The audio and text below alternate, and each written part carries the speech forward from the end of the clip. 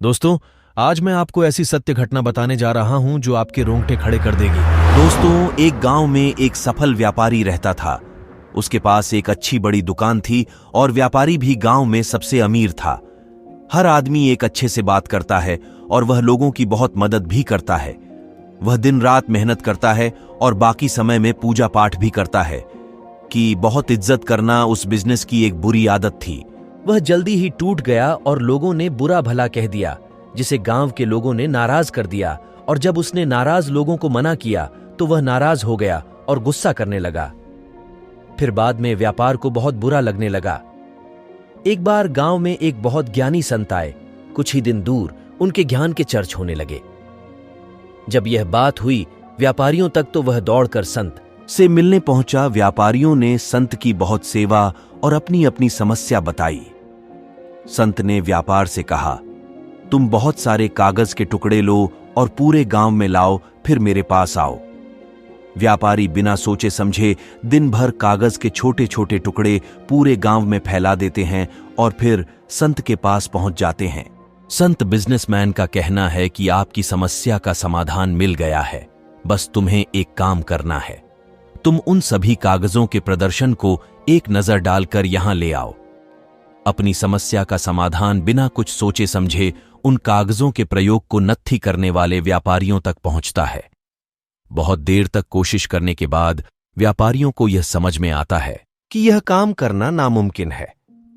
सीखिए वाली कहानी। वह सैंट के पास से दौड़ता है, कहता है कि तुमने काम दिया, वो तो अप्रभावी है, मैं चाहकर भी उसे पूरा नहीं कर सकता।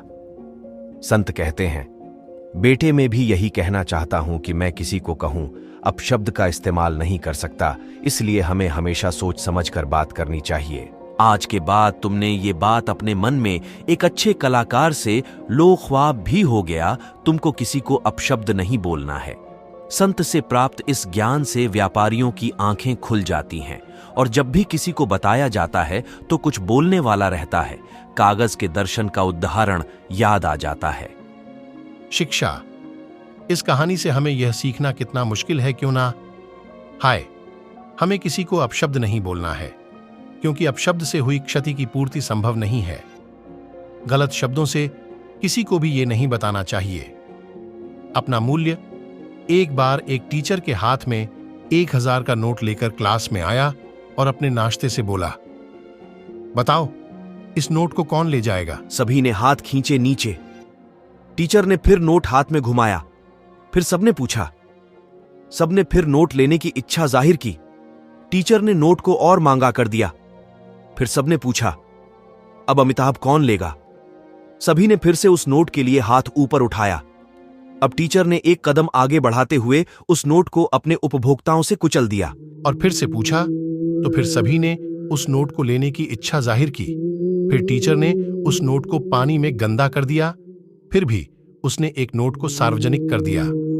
फिर भी टीचर ने पूछा कि इस नोट में ऐसा क्या है कि तुमने मुझे इतना गंदा किया, जूतों से कुचला, नमकीन बनाया और न जाने क्या किया। तब भी आप सब इसी तरह गंदा करना चाहते हो।